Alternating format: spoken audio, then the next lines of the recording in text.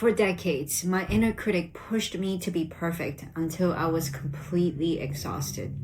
Learning how to unhook from that voice has given me so much liberation to live the way I want. Today, I want to share with you how I do that, and we'll practice it together. My name is Angela, and this is Lulu, our special guest of the day.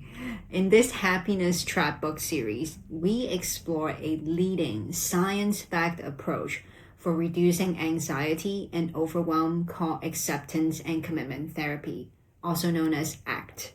Today, we're exploring Chapter 6, the never-ending stories that our minds tell us.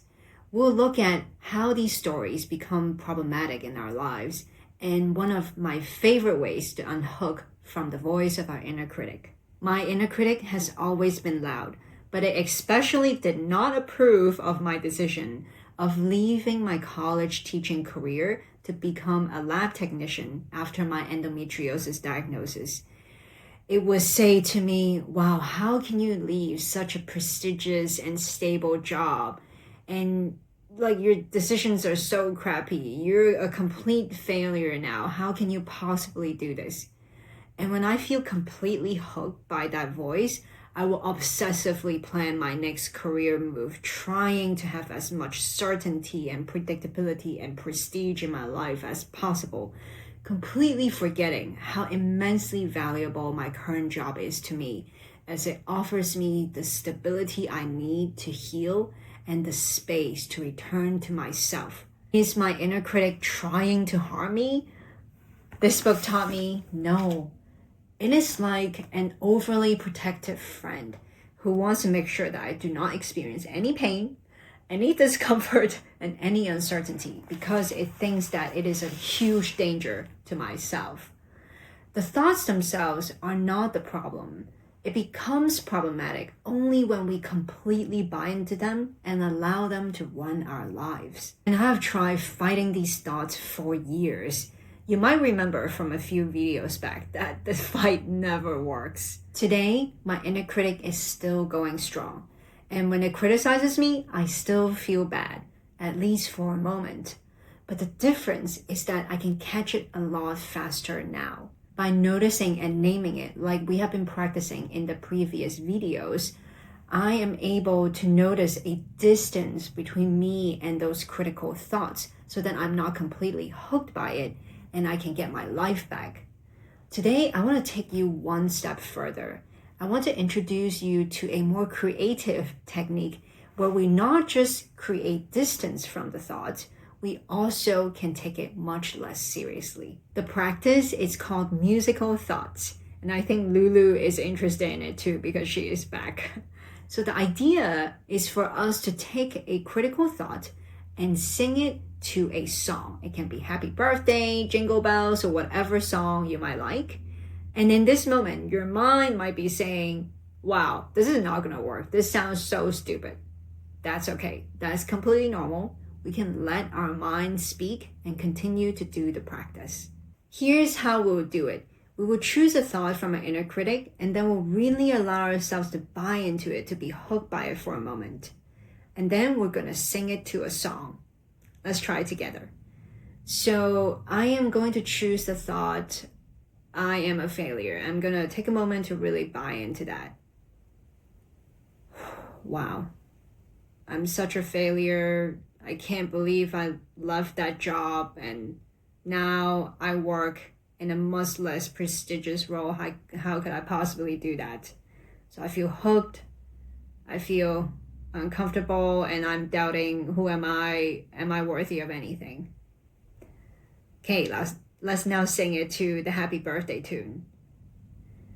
I am a failure, I am a failure, I am a failure, I am a failure. Now let's try a different thought. Mine would be, I'm not worthy of love. Again, I'm gonna buy into it for a moment.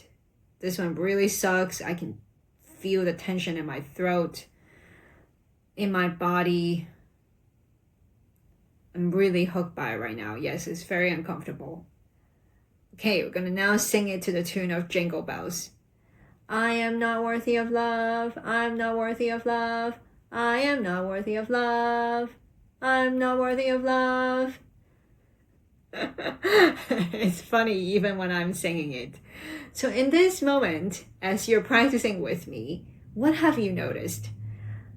I can notice in myself, in my body, the immediate disentangling of myself from the thought.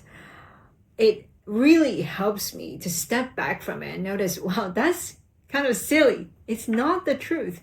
Those are a string of words in my mind. They're not necessarily telling me the truth about myself. Not being a college professor does not mean that I am a failure and I am completely worthy of love. This moment seems small, but it is significant. I stepped back from an unconscious thought that was about to direct my next move, my next hour, and potentially my next days. If I did not step back from the thought, my unconscious inner critic will be controlling my life instead of my wiser and conscious self. Practicing this a couple of times with me just now can be very helpful, but the real transformation and the nutrient of this practice lies in consistent daily practice.